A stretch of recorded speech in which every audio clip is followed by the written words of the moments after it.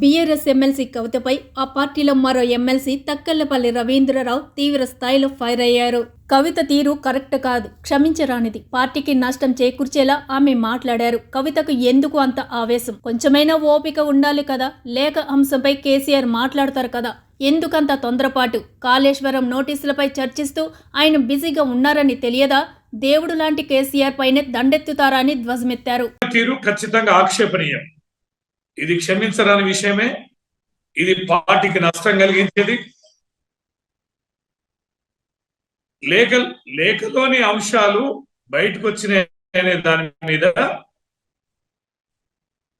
మా సారు వారి ఫాదర్ ఏం అభిప్రాయం చెప్తారు, ఏం నిర్ణయం తీసుకుంటారు అనేది వేచి చూడాలి. అంత ఓకే లేకపోతే ఎట్లా? దృష్టికి వచ్చింది, ఓకే, అది కేసీఆర్ గారు మాట్లాడతారు. ఇప్పుడు కాళేశ్వరం దాని మీద నోటీసులు వచ్చినాయి, దాని మీద న్యాయ నిపుణులతో మాట్లాడుతున్నారు. ఒక పక్కన ప్రతిపక్ష పార్టీలు, అధికార పక్ష పార్టీలు, రెండు కేంద్రంలో రాష్ట్రంలో అధికార పక్ష పార్టీలు వేధిస్తున్న తీరు, ఇవన్నీ దృష్టిలో పెట్టుకుని ఏం కుప్పలు అడ్డుకపోయినాయనండి? ఎందుకంటే అంత తీవ్ర ఆవేశం? ఎందుకు తొందరపడాలి? ఈ విచారణ ఏంటో ఇదేంటో ముగిసిన తర్వాత తేలదు. ఎడిపోతారు కేసీఆర్ గారు, విషయాలు ఎడిపోతాయి.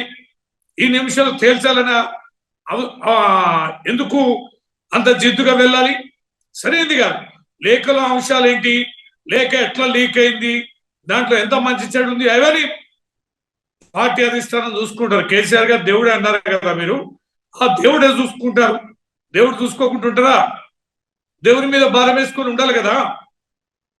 లక్షలాది మంది ప్రజలు ఆ దేవుడి కోసం ఎదురు చూస్తున్నారు. మీకే దేవుడు కాదు, మా అందరు కూడా దేవుడే. ఆ దేవుడి ఆదేశాలు వచ్చేంత వరకు ఓపిక ఉండాలి కదా.